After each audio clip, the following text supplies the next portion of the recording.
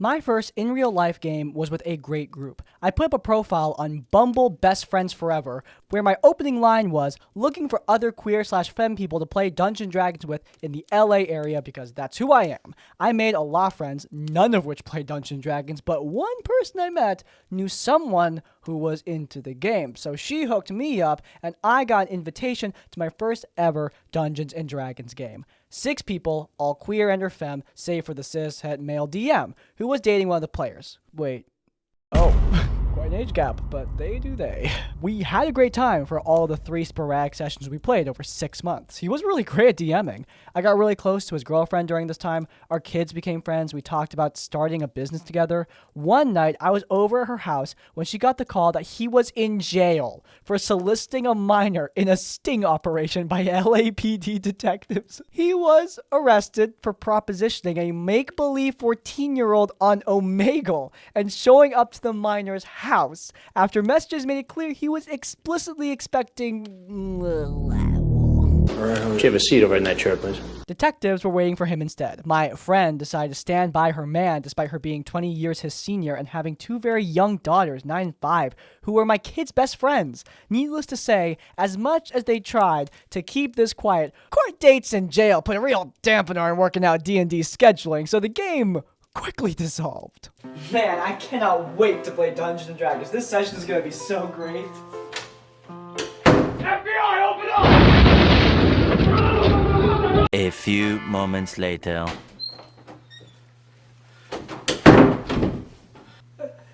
I think we need to postpone the game. Our friendship also dissolved, as well as any future business partnership, since she stayed with the guy.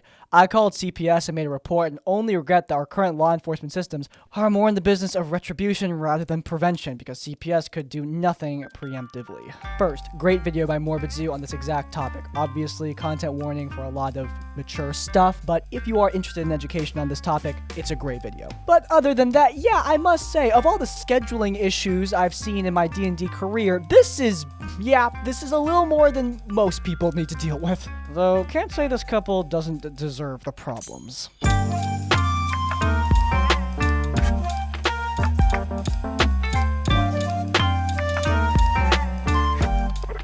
This was around 10 years ago, so the memories are a bit fuzzy. A friend of mine from an acting class in college invited me to a game his friend was running in Dungeons & Dragons 3.5 edition. I was playing a half-elven or human artificer, I can't remember which, who had dropped out of magical engineering school because he didn't need all those pointless classes and was out to prove he knew better than his teachers, which is literally the backstory of one of my characters from my home game. So that's cool. My classmate was playing as an android paladin. No! The automatons have found us! Brothers to arms! Look, I had to solve my destiny withdrawals somehow. Don't blame me, alright? Anyway, yeah, android paladin. He was hiding the fact he was a construct and was with the party on a mission by the Modrons of Mechanicus. Another player was playing a cleric of an ocean deity that would raise zombies flavored as sailors who drowned at sea. Basically Davy Jones from Pirates of the Caribbean, but not evil. The player who's important for the story is playing a factotum as a formerly retired adventurer with a been-there-done-that attitude. We had both made our characters as skill monkey, jack-of-all-trades types, and given both of our characters' backstories, decided, above table, to have our characters have a bit of a rivalry. His character saw mine as arrogant and a foolish youngster, while my character was reminded of all the teachers that were holding his genius back. Anyway, everyone was enjoying our back and forth nonsense, and we came to a combat encounter that was a bit tougher than what we had experienced at that point. My character fell unconscious, and Rival came over to heal me with his Wand of Cure Wounds, and I saw the perfect opportunity to really take this rivalry from silly to legendary levels of ridiculous. For those who haven't played 3.5, cause Cure Wounds could also be used to damage undead, it also allowed a will save to have the damage. I asked the Dungeon Master if I could roll to have the healing because my rivalry was so strong I wouldn't want to owe my rival my life. Fool! You cannot save him. Your friend dies today. You don't know anything. Alright, man, I know we literally never, ever get along, but I need you to get up right now, okay? You're stronger than this. I know it. Why isn't it working? I'm not getting healed by you, you old codger! Are you kidding me, man? Right now, you are literally dying. You understand that? I would rather die than accept any healing from everyone. Like you. Just might as well get out of here, alright? Let me bleed out. I'll get up on my own. What is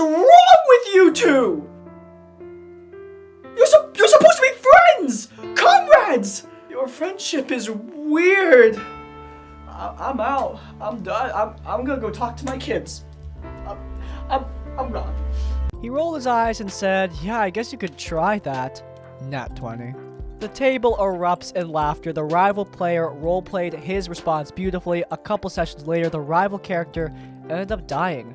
My character ended up with that same wand, which led to an emotional moment where my character realized how much their rivalry and friendship mattered to him, and oh my god, I'm crying. He treasured that wand until I had to leave the campaign due to scheduling issues, and he was written out of the campaign, which is its own hilarious tale that I might send at some point, you know, if there's any interest in my silly little construct-obsessed artificer. Thanks for reading. I hope this was worth a laugh. Dude, this was worth so much more than a laugh. This was great.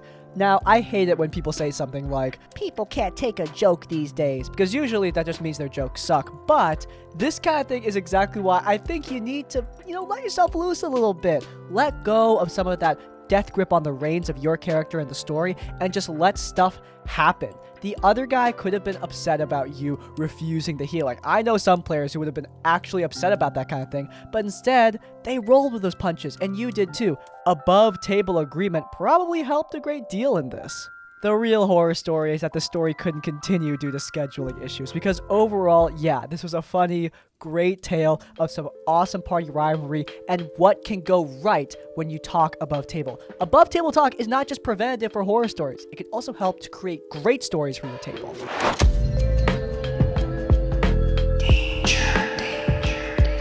The story is back from when I was identifying as female, but mostly played male characters when I was allowed. This game was supposed to be a god hunting campaign, where we as the party would kill different gods, for reasons I do not remember. My character was a Kitsune bard by the name of Kemi. He was an albino who helped guard a shrine, and had a past ex-lover who we thought was dead. There was an NPC that the DM played, who I will rename to Terrence, who we expected to die in session 1.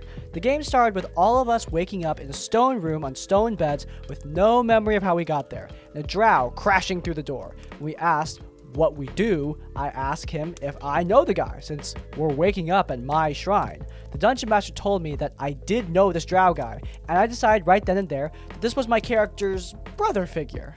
I was gonna make a bit about how it's like weird to see someone and immediately think that's my brother figure, but I mean, Karlach from Baldur's Gate 3 was immediately my character's sister, so you know what? I totally get it. Yes! I ended up being the sole reason this character survived as long as he did. Session 1, he helped us get out of the crumbling shrine, revealing to us that he's a half-demon, and helped us get to an island that we call home base. A few sessions in, I tamed a white direwolf by landing on its back and panic rolling a nat 20 to animal handling. I named him Ghost. So original! Which you are aware of, so respect that. And just after this, Terrence was kidnapped by a succubus. Apparently, I was so good at my acting that people thought that Kemi had feelings for Terrence. The brother figure?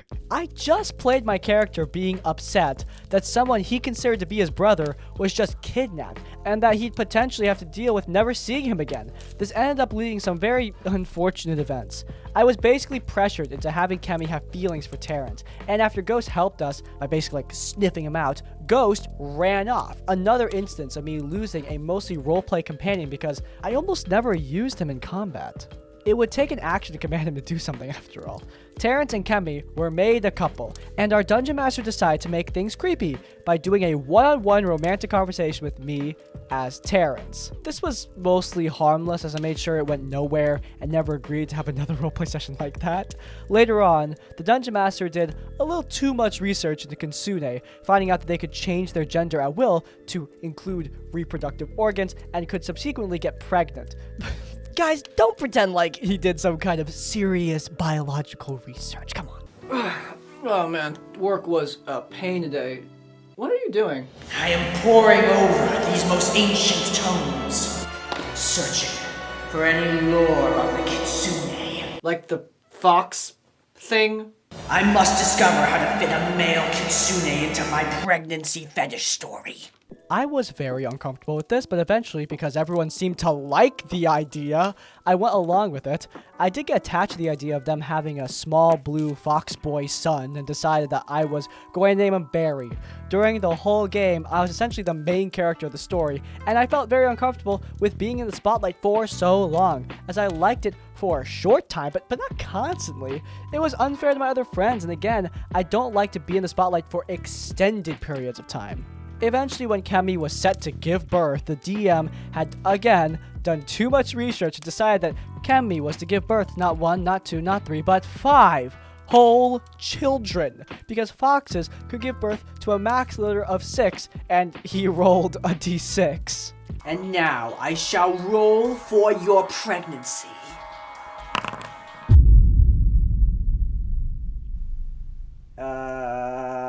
I rolled a 6.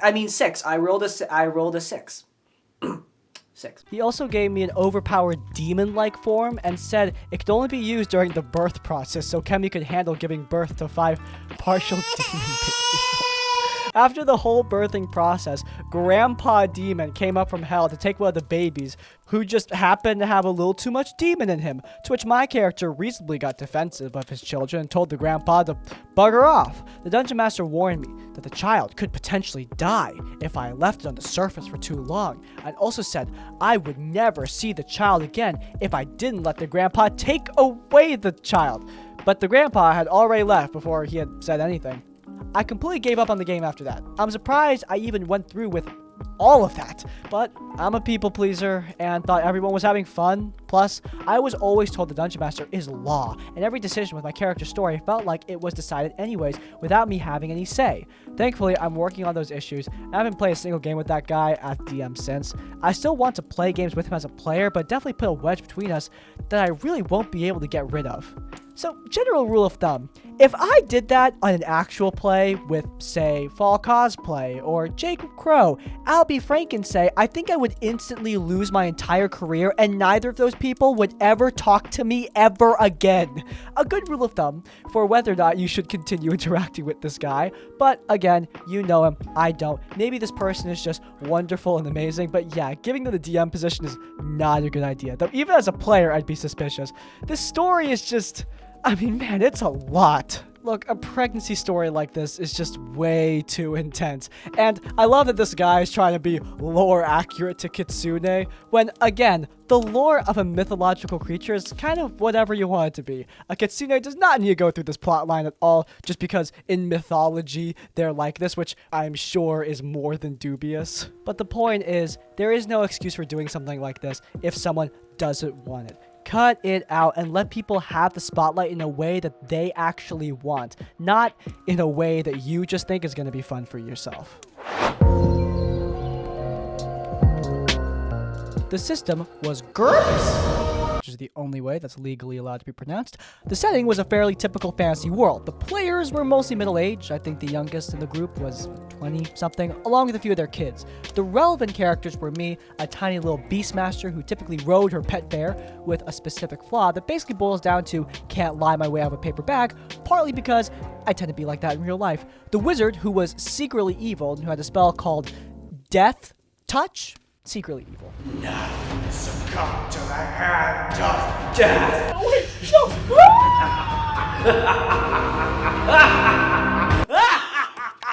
Yeah, he seems like a decent guy. Yeah, pretty much what that sounds like. But he got to the point where he could basically cast it as a free thing. A standard fighter type played by one of the kids, I think he was about 12, and a thief who I think was played by the fighter's older brother, but he's only tangentially related to the disaster. We were trying to hunt down an evil lich, who was possibly the daughter or reincarnation of a previous lich. Here are some relevant events that occurred up to this point. At some point, when I wasn't paying attention, as I should have, it was a large group, kind of bad habit of falling asleep sometimes. The fighter was gifted this apparently ordinary rabbit by a deity and told to take care of it.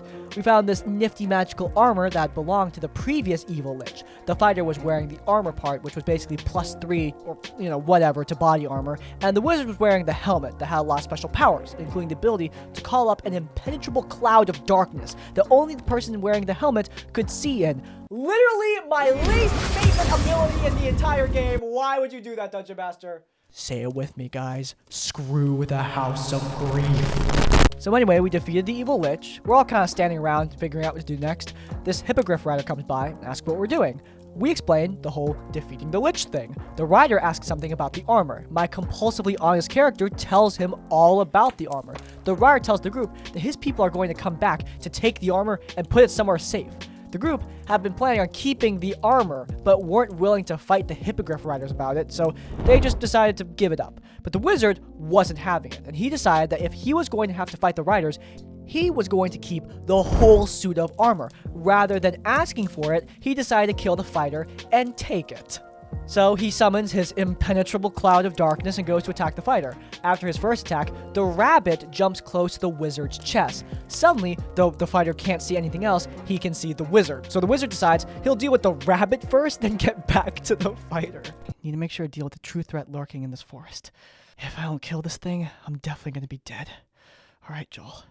Let me see if I remember what you taught me. True threat eliminated. He throws up this bubble shield, basically nothing in, nothing out, not even light, and then he goes to death touch the rabbit. The player rolls a critical failure. The game master rolls something for his critical failure table and announces the wizard uses the death touch spell on himself instead. So from the point of view of the rest of the party, there was a cloud of impenetrable darkness, the little bubble of impenetrable darkness, then a dead wizard with a rabbit on his chest. The in-character group stopped making jokes about rabbit stew after that point. And while all this was going on, the thief found 2 of the 3 special treasures, nabbed them, and left. My character, worried the rest of the group would somehow retaliate for them, making them give up their fancy magic armor, found the 3rd special treasure, a tiny dragon to be one of her beasts, and also bailed and left. So a group that was able to cooperate perfectly for the hard part, which is killing the actual lich, fell apart completely, basically the moment they were done.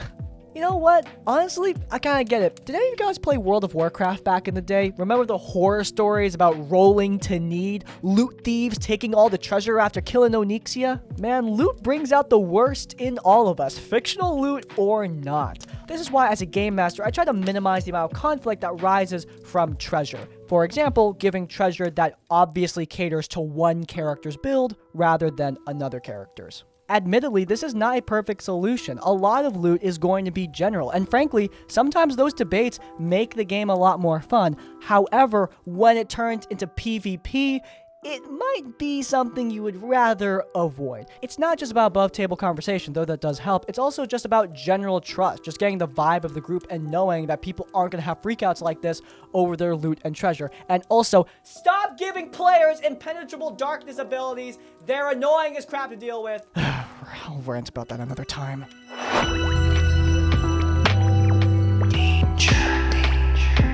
Before we start, English is not my first language, so I apologize in advance for any mistake I might make. With that being said, this is my first, and luckily only for now, RPG horror story. I have always been interested in Dungeons & Dragons and tabletop role-playing games, but until last year, I had only been able to play one-shots with some of my friends. So, when a guy I had met through some friends offered me a spot in his D&D campaign, I was ecstatic. We were going to play on Discord, since another player had moved a few hours away. The party consisted of, names changed, obviously, the Dungeon Master, a guy in his mid-20s who was constantly bragging about how everyone loved his campaigns. Man, that's either like a really cool thing or like a really bad thing.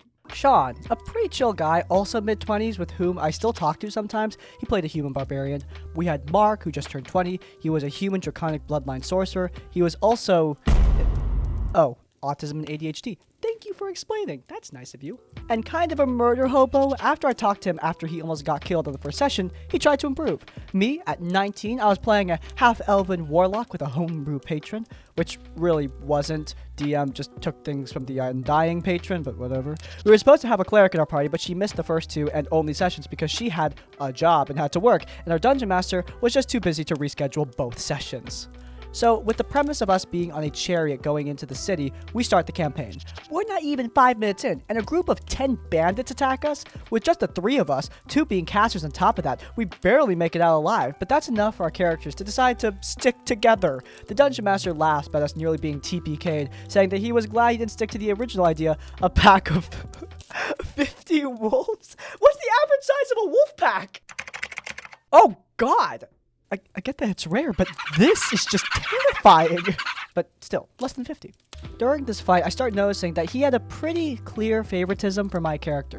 He never attacked me once, claiming that Mark and Sean's characters were in the way of the bandits, despite half of them having bows. Not only that, but whenever I use Eldritch Blast, he never made me roll anything. We would just instantly hit, and despite me trying to tell him that it just wasn't right, he just replied, "I always help low-level characters." I just decided not to use the cantrip because it wasn't fair to the other members of the party. Well, damn. Warlock not taking any handouts. That demands respect. We arrive at the town and Mark's character decides to flirt with the innkeeper. However, her husband comes in and demands all of his gold because of the humiliation of Mark trying to get with the innkeeper. At that point, Mark decides to kill off the husband, despite me and Sean trying to stop him. We then try to persuade the high priest of the town not to kill Mark's character, and we only succeed because it's my character speaking. It was as if Sean's presence wasn't even acknowledged by the dungeon master. Again, I decide to let it go, and we get tasked by the high priest to kill all the bandits that lived in the area. If we succeed, he will drop Mark's charges, which I didn't find so believable since he killed a person. First session ends there, and I decided to speak to Mark about what happened. He had a terrible meltdown, saying that he should really just quit D&D because he ruined everything for us, and he was sorry. I talked him out of abandoning the campaign, and he asked if we could try to help improve his character in roleplay in a private chat so that he could try to improve. I was okay with it, but still stood my ground about not wanting anything intimate in our roleplays, as I wasn't comfortable with it, and he agreed with me. So, for the next week or so, we hopped on Discord and I acted as a fake dungeon master for Mark, presenting him with different situations, nothing too specific, just everyday things. I am a terrible dungeon master, to which he needed to act in character. He actually improved a bit and stopped acting like a murder hobo. This is awesome! Seriously, if you want to help a player practice and roleplay, or hell, you just want to have some fun, this is a cool way to do it. I mean, really, great job on this. One night, all four of us meet up on Discord to chat a bit and talk about the previous session. Both Sean and the Dungeon Master notice how Mark is just better, accepting criticism too. He had a hard time doing that as well, and being generally more confident, and we were all pleasantly surprised. He told them what I'd been doing for him, and the Dungeon Master reacted weirdly. He got out of the call immediately and messaged me in private chat to talk about what Mark had said. At first, he was scared that I had been revealing to Mark what we decided for my character. But then, he just started complaining about how we had done this behind his back, and now he felt left out of our private sessions. I assured him I just wanted to help Mark improve with his roleplay, and then the Dungeon Master asked me to do the same with him. I tried to say no, but he threatened me with killing my character if I didn't. So I just accepted? You can't make me do anything. You fool. You see, I've put you in a position where now, if you don't do what I say, you're never gonna see your character again. You monster. So what will it be? Will you sit there and be stubborn? Or will you let Sapphire the Glorious go die by the wayside? What do you want?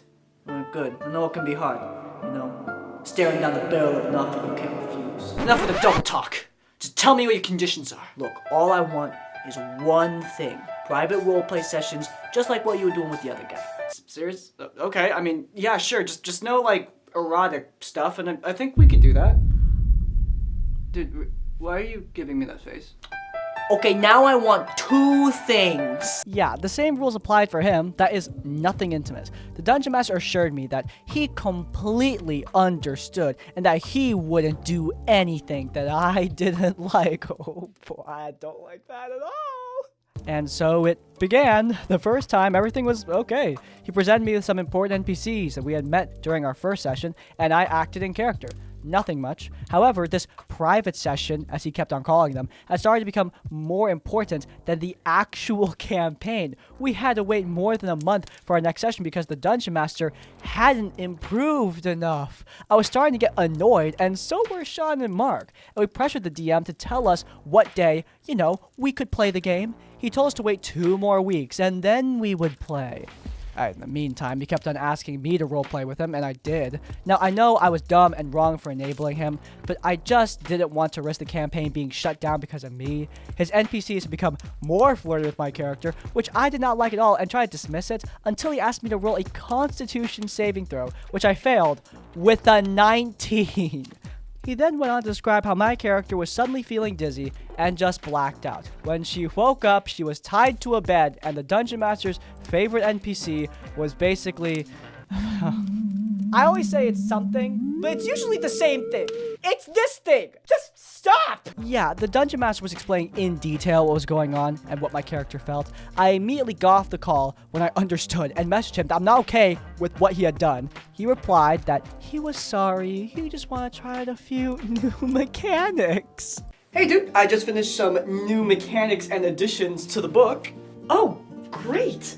Yeah, I can give this a once-over once I finish my work here, and when I'm done, I'll let you know what I think. But I'm sure it's gonna be awesome. Awesome, yeah, just like whenever you have the time. I think there's some really interesting things in there for players to engage with, to make the game more immersive and historically accurate. Awesome, you have a nice day, dude. What the heck?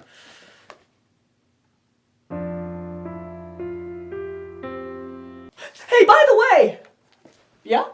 There's some papers that need copying in the copy room. Can you go copy them, please? That's not my job, but I mean, sure, why not? Layoff squad, we have a... We gotta find new hires, man. New mechanics that implied that. I just told him that if that was the case, I did not want to play in this campaign anymore. But he just reassured me that he wouldn't do it again, and that since he broke my trust, we could stop role-playing in private. Next evening, our second session rolled in. I was very uncomfortable, but I didn't want to quit without telling Sean and Mark what happened, and I didn't want Mark to think it was his fault for telling the Dungeon Master we roleplayed in private, so I decided to do that session and just leave the party afterwards. The Dungeon Master decides, for that night, we would have part of the game where it was going to be just us and the Dungeon Master for 7 minutes. Just like that stupid game 7 Minutes in Heaven. I don't know what that is. I just accepted it, thinking nothing of it. I was wrong. Once again, he had multiple NPCs attack me and try to my character. Just before they could do anything, Dungeon Master's favorite NPC arrived and saved her. I told him that was the last straw. He could kill off my character because it would be better than sitting there and letting him use her for his weird abuse thing. I told Sean and Mark what happened that same night, and both of them started a mission of exposing him to all his other D&D groups. He ended up losing all his campaigns, both as a player and as a Dungeon Master, also thanks to another female player who had the same experience with him. She was scared that if she told anyone, he would do something to her, but my friends standing up for me was what was enough to convince her. I still hang out with Mark and Sean whenever we can, that is when Mark comes back to visit, and they are amazing people. Mark's actually trying to convince me to start my own D&D campaign, who knows? Maybe someday. Sorry for the long post, I just want to share my story, and to whoever had similar experiences, both in tabletop role-playing games and in real life, please tell someone. It's never good to keep these kind of things private, even when it's just a game. TLDR, I help another player who is struggling with role-playing in character. The Dungeon Master gets jealous and threatens me to do the same with him, or he'll kill off my character and then proceeds to do explicit things with my character. I told my party members, and they rat him out with another girl who had the same experience. Now, he's out of all his campaigns. When you encounter these kind of people, it's so easy to feel isolated, to feel alone. That's not a D&D thing, that's just a life thing. It sucks feeling like you're the only one who sees what's going on, and you feel like no one else is going to help you. But there are plenty of people out there who will give you a helping hand. However, you're not going to find those people if you never tell anyone. I'm not going to pretend like everyone is going to be gung-ho to help you. That's just, unfortunately, not the case. I wish it was, but it isn't. But don't let those plagued with inaction cause you to take no action in turn. There are people out there who will support you. And like I said, you won't find them if you don't say anything. The Dungeon Master had a pretty typical tactic. Try to ease this person in with some simple one-on-one roleplay, something she was already doing, and then just jump the shark in a territory that was way, way, way too gross. Just unacceptable, disgusting, and I'm glad that he's probably not going to play D&D with any of these people ever again. Boy, looks like that's a wrap. And by the way, we're not changing that's a wrap to that's a rat, because if I ever say that out loud again, I think I might melt. But anyway, if you guys enjoyed them, please do leave a like. If you want to see more of our content, then you can check out our Tabletop Tavern Tips series, where we cover advice with DMs and players, old and new. It's linked in the cards. And while you're there, subscribe to Crispy's Tavern to get more of our content as it comes out. And finally, if you want to leave your own stories or thoughts, go down in the comments down below. If you can't think of a comment, leave the comment. Not this again. So let me know you made it to the end of the video. Hey, by the way, if you have your own horror stories, you can send them directly to us, there's an email down in the description down below. Send your stories our way for a chance to be featured in one of these videos. But hey, even if you don't have any stories, and that's like, comment, subscribe, I'll see you all next time. Farewell.